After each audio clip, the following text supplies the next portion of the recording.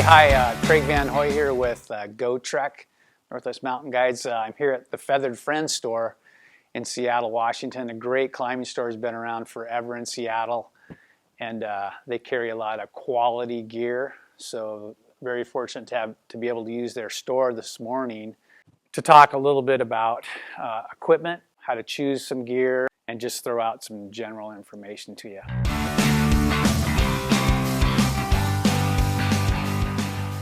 Okay, so let's talk a little bit about backpacks. First of all, what I'd like to say is most backpacks are not waterproof.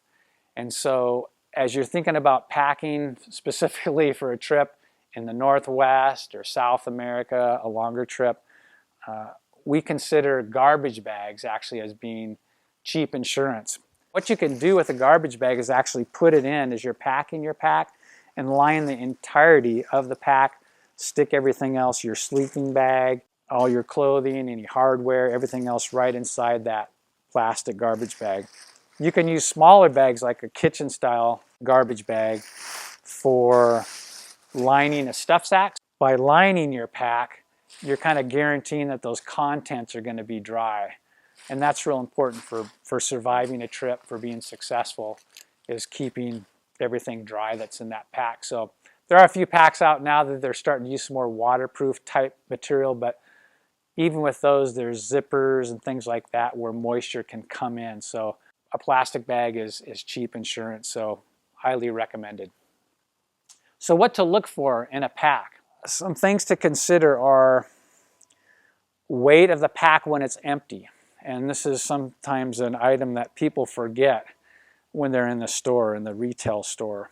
What does that pack weigh when it doesn't have anything in it to begin with?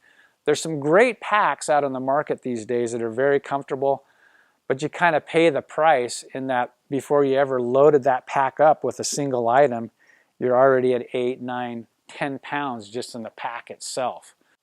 It's nice to have a comfortable pack, but you kind of have to weigh that with the weight, actual weight of that pack itself. This is a pretty good design, the Osprey here. Some things I do like about it. It's got a pretty comfortable system here. The shoulder straps, the waist straps are well padded. They have some airflow type technology that they're using here. Some other things I like about this pack, it's got these big sleeves on the side, and that's one thing that people often forget with packs is they'll choose a pack and have one that doesn't, maybe just has a strap here and not a sleeve.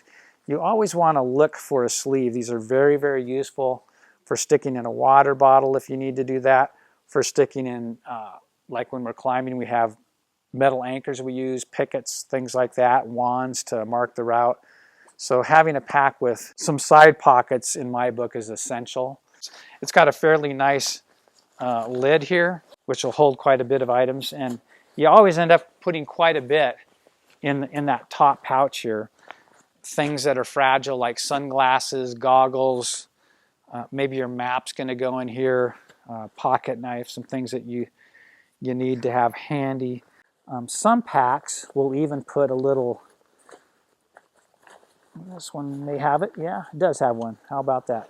A little clip here where you can clip your car keys, something like that, which I like that. It's kind of maybe a stupid little feature for some people, but I kind of like that. Little things like that make a difference in a pack. If you're going to be doing a trip that involves mountaineering at all, i.e. the use of an ice axe or crampons, that kind of thing, a couple features that you want to look for on a pack. And some backpacking packs don't have these, but most mountaineering packs will have what's called an ice axe loop on the pack. This one has a Velcro strap above it.